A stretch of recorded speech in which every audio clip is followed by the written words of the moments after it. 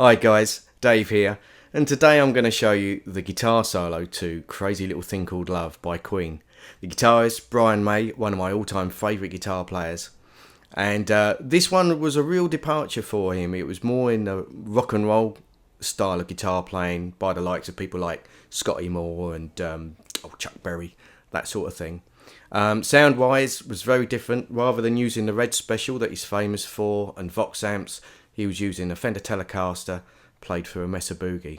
So a real departure for him.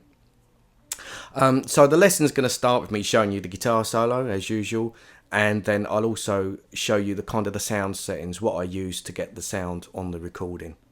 Okay, but first let's go in for a close-up. The solo starts with a pickup, and this is over a D chord. And all we're playing there is a little double stop at the 10th fret on the E and B strings, and I slide into the first one, and then I just play those two strings and I just go up, down, up, down, up. Incidentally, the whole solo's got a bit of a shuffle swing feel to it, so bear that in mind when you're playing these double stops in particular. Like that. Okay, now the next phrase is over a B flat major chord,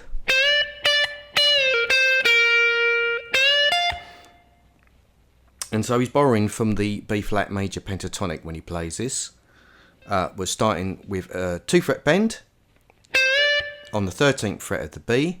We bend it up, cut it off, re-pick the bend, pick it one more time, and then what we're going to do is release it, pull off onto the 11th fret, like that. Then we play 13, 11 on the B, add a little bit of vibrato there, so like that, and then we finish off 2 fret bend on the 13th fret of the B, and then just play the 13th fret on the E. Like that.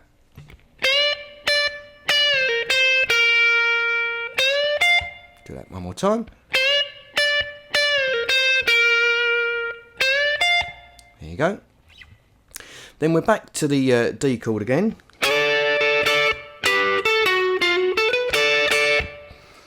So we're back to that double stop on the 10th fret on the B and E strings.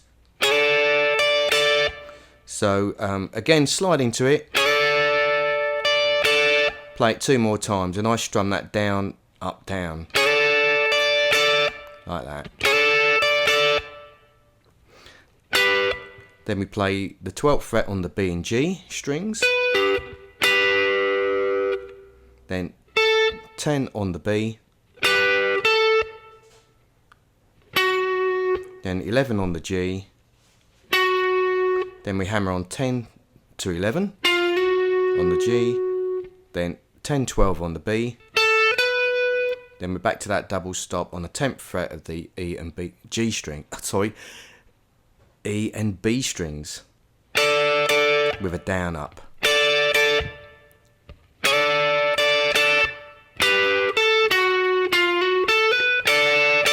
Do that one more time.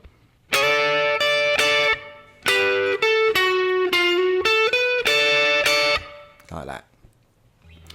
Okay, then it goes back to the B flat chord, so we're back to B flat major pentatonic. So what we're doing there is 2 fret bend on the 13th fret of the B, 13 on the E, then we do that again, bend on the B, 13th fret on the E again, one more bend on the B, release, pull off onto 11, then 13, 11, add vibrato on that, on the B string,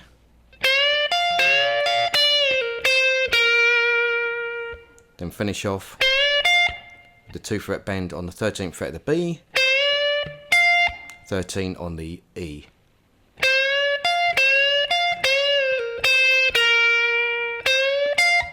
Like that.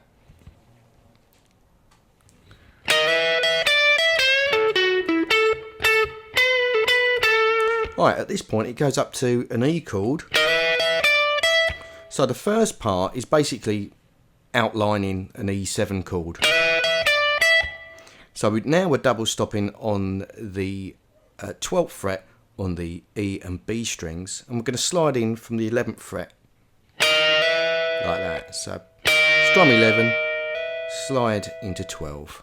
Going to play the 12th fret on the E one more time, then we're going to play 13 on the B, back to 12 on the E, like that. Now the next bit happens over an A major chord, so you can think of this bit as being borrowing from the A major pentatonic scale, slightly bluesy. So what I'm doing now is I'm doing a little half step bend, 1 fret bend if you like, on the 13th fret of the B, then I play 14, 11 on the G, then 14 on the D, then 14, 14 on the G, make them nice and short staccato style, then I move up, do a 1 fret bend on the 16th fret of the G, release it, pull off onto 14, then I play 16, 14, then add vibrato on that last note. So I'll put that last phrase together.